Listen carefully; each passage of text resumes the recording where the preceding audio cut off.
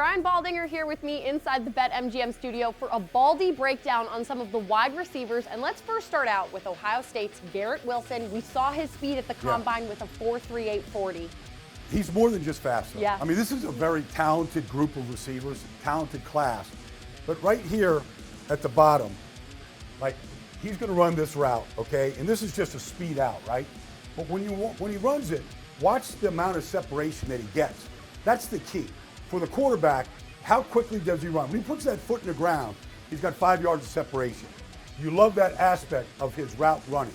That's one aspect, Caroline. The other thing that you have to recognize, and it shows up all the time, is his ability, like he's going to run this kind of post corner route right here. And what you see from him is tremendous body control. His ability to adjust to the ball in the air is unlike almost any in this entire draft class. You're going to see just what I'm talking about right here at the very top of this. Like, here he is leaping, and then watch him adjusting to the ball. Like, you constantly, like he's an acrobat in the middle of the air.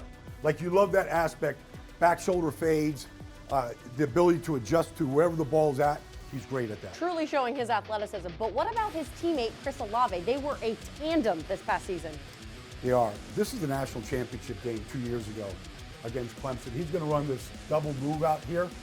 But his ability to separate, route running, like he's a router.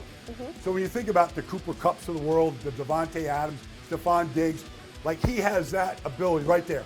At the top of the route, the defender right here is looking this way, and he's running that way. That's a good thing, especially when you get to the end zone, to finish coming back to the ball. Like, his route running is elite already. And so that shows up a lot. And then take one more play here. Like, his ability just right here at the bottom. Like, he's going to run this go route. And on this go route, you want to bisect the numbers and the sideline right here. And he has all that. He understands how to stack this corner right here. And then his ability to track the ball is phenomenal. He's a 4-year player at Ohio State. You can see him just tracking it and just coming down with it.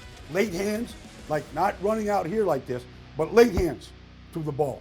Understands how to track it. And you're right, Alave really showed that speed. But let's transition to somebody who was at OSU before transferring to Alabama, and that's Jamison Williams.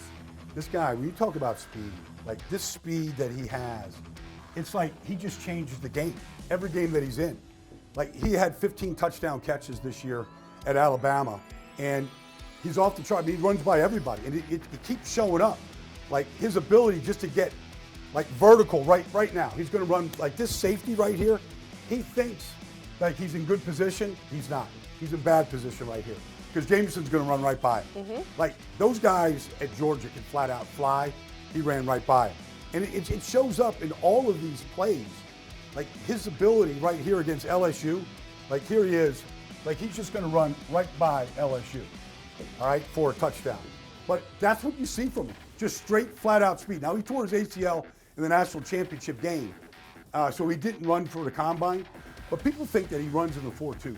Which is insane. It's insane. Insane. He was, I mean, you can see it here on all of the tape. He was one of the biggest deep threats in college football this past season. Okay, of course we have to highlight a former teammate of Elijah Vera Tucker from his USC days in Drake London. What did you see out of him? Well, Drake London, he's a big receiver. And if you watch this route here, like you see, like he's a router. So here he is right here, but his ability just to be able to double move you and take off, like you see that. You see route running from him. So against Notre Dame right here, he's just going to run this double move and then just get inside the corner so he gets down the field. But he's a big guy that adjusts to the ball well in the air.